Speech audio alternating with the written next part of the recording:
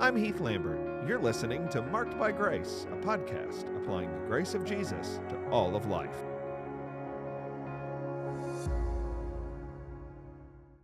Singleness and contentment. That's the topic this week on Marked by Grace. I'm so glad you asked that question. I'm so glad to be with you, answering your questions and addressing your concerns. If you've got a different topic you'd like me to talk about, you can send that in to markedbygrace@fbcjacks.com. That's markedbygrace@fbcjacks.com. I'd love to get your question and answer it as soon as I can.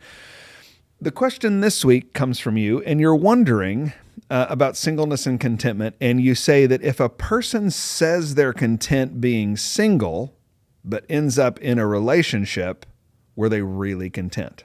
Okay, so I always tell you, I get these questions, and I get the question. I read the question as you send it in, and our team here collects the questions and puts them in a list. And so I just get the question that you said. I always know there's a story here, and sometimes I wonder more about what the story is than at other times.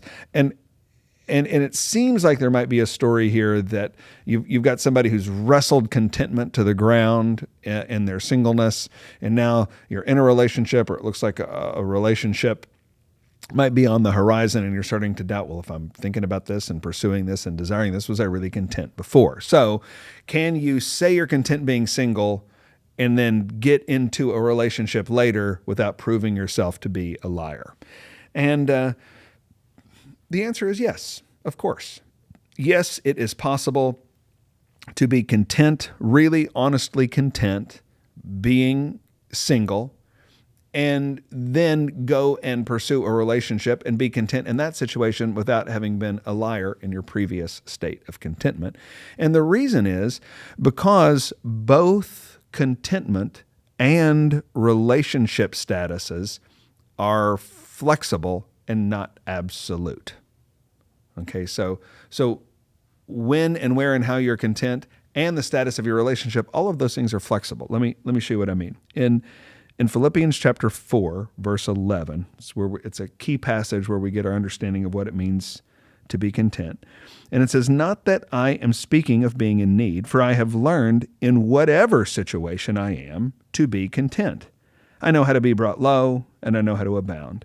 In any and every circumstance, I've learned the secret of facing plenty and hunger and abundance and need. I can do all things through him who strengthens me." Okay, so the Apostle Paul is saying, I'm looking at every circumstance, and I have learned how to be content in that circumstance. Sometimes things are great. I know how to be content in that situation. Sometimes things are hard. I know how to be content in that situation. Sometimes I've got a lot of wonderful things and I can be content. Sometimes I'm in a meager situation and I can be content in that situation. Paul is saying his circumstances are always changing and he's learning how to be content in each and every circumstance. When you are single, you will obey the command that Paul gives here to be content by trusting that God has given you the best thing you could possibly have at this moment, which is your singleness. And when you trust him and his grace and his provision, then you'll be able to exist in that situation from a standpoint of contentment. But your situation is not going to stay the same. Maybe your relationship status will change, and there's going to be a time in the future when you get a boyfriend or you get a girlfriend or you have the potential of one of those things. That's a changing circumstance.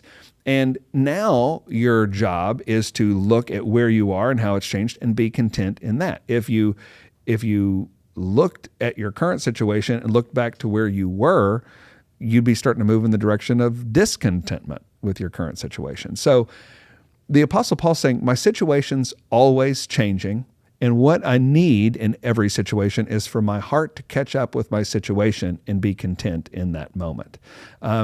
Listen, there are people who are single and are not content, but they grumble about it. That's a sin.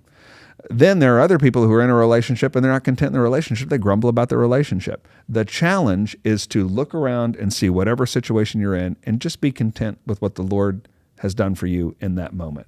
When I was in college, the college that I went to a small liberal arts Christian college, and the unofficial motto of the school was your ring by spring or your money back. So you get a ring by spring or your money back. You're going to get engaged by spring. And that didn't always happen, but a lot of people met, dated, got engaged, and got married at my college. And I just assumed that was going to be me.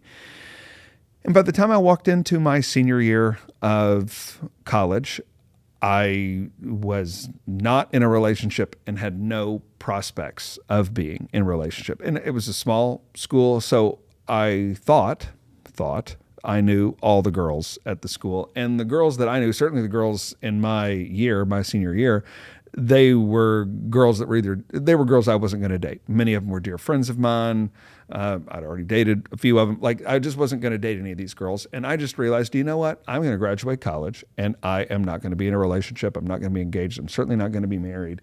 And that was a little disappointing for me because I just thought it was going to be the way it was going to be. But I just realized, hey, this is not what the Lord has done in my life, and I just need to be patient, and I need to be content, and the Lord will give me the right thing at the right time. That was August of my senior year. By October of my senior year, I met this woman named Lauren DeCaro. By February of my senior year, we were dating, and by graduation, I knew, we weren't engaged at that point, but I knew this was going to be the girl I was going to marry.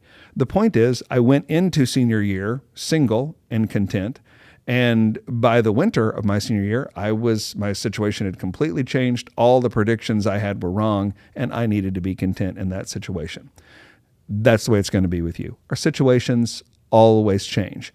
What Paul is calling us to be is not to wish things are some other way than they are, not to be content with something we had back in the past, but to look around where we are and be content with that.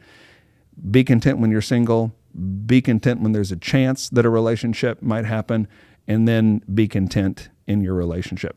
The Apostle Paul says it's the secret of his life, and he can do it through the grace of Jesus.